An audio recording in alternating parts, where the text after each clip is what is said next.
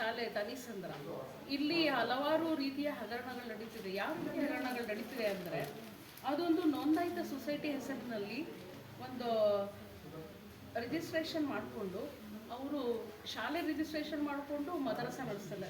ಜಾಮಿಯಾ ಅಹಮದಿಯಾ ಮಸೂರ ಆಡಳಿತ ಮಂಡಳಿಯವರು summer international Islamic ಶಾಲೆ ನಡೆಸಲು ಅನುಮತಿ ಪಡೆದುಕೊಟ್ಟಿರ್ತಾರೆ.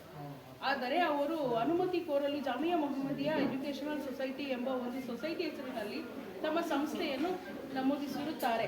ಆದರೆ ಇದರಲ್ಲಿ ನಾವು ಶಾಲೆ ನಡೆಸೋದಕ್ಕೆ ಅನುಮತಿ ಪಡೆದುಕೊಂಡಿದ್ದೀರಾ ಎಂದು ಅವರ ಬಳಿ ಕೇಳಿದಾಗ ಅವರ ಹತ್ರ ಯಾವುದೇ ಒಂದು ಉತ್ತರ ಇರೋದಿಲ್ಲ.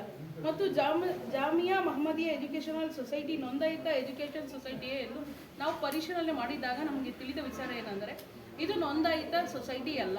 ಇದು ನಕಲು ಪ್ರತಿಗಳನ್ನು ಅಧಿಕಾರಿಗಳಿಗೆ ನೀಡಿ ಅವರು ನಕಲು ದಾಖಲಾತಿಗಳನ್ನು ಸೃಷ್ಟಿಸಿ ಮಕ್ಕಳ ಭವಿಷ್ಯದ ಜೊತೆ ಆಟ ಆಡುತ್ತಿದ್ದಾರೆ ಅಂತ ನಮ್ಗೆ ತಿಳಿದು ಬಂದಿದೆ.